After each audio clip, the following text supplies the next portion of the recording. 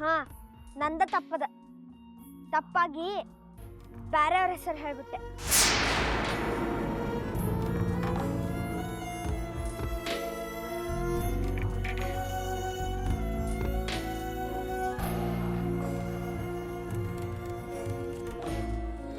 ಏ ಸಾಗರ್ ಸಾಗರ್ ಏನಾತವನೀಗ?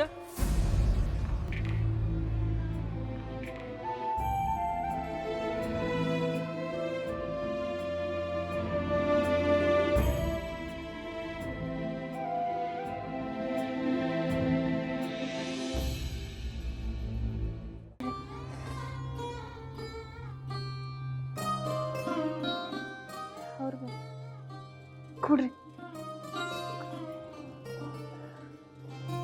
ಸಾವಕಾಶ. ಶ್ರೀಹರಿ ಅತ್ತಿಯವರ ನೀವೀಗ ಸ್ವಲ್ಪ ಮಲ್ಕೋರಿ. ಹೊರಗಿಂದೆಲ್ಲ ನಾನು ನೋಡ್ಕೋತೀನಿ. ಒಂದು ತಾಸು ಮಕ್ಕೊಂಡಿದ್ರೆ ಎಲ್ಲ ಆರಾಮಾಗ್ತದೆ.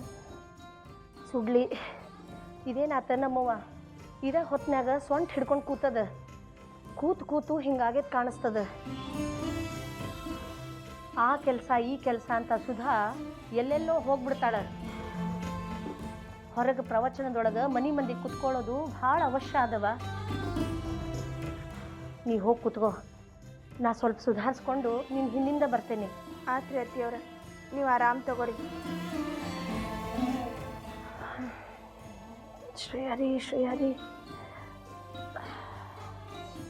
ಏ ಹುಡುಗಿ, ಮನೆ ಒಳಗೆ ಗದ್ದಲ ಮಾಡೋ ಹಂಗಿಲ್ಲ, ಬಿಲ್ಕುಲ್ ಮಾಡೋ ಹಂಗಿಲ್ಲ.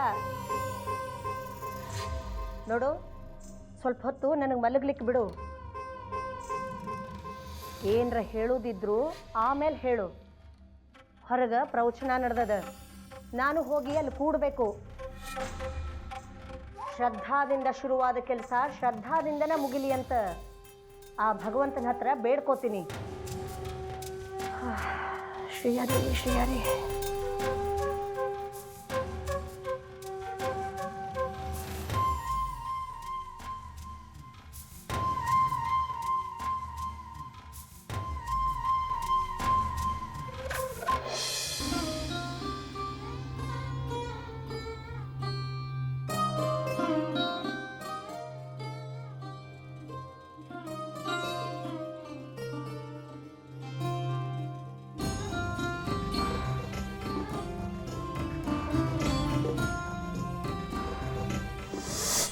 ನಿನ್ ಅಗ್ದಿ ಚಲೋ ದೋಸ್ತರು ಯಾರ? ಗಂಗಾ.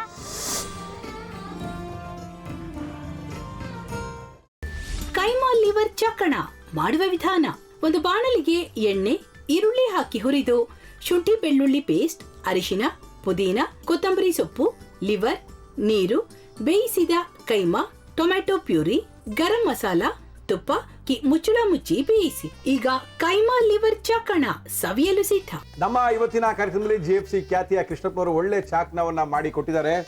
ಹೆಂಗಿದೆ ಅಂತ ಎಲ್ಲ ಹೇಳಕ್ಕಾಗಲ್ಲ, ನೀವು ಮಾಡ್ಕೊಂಡ್ರೆ.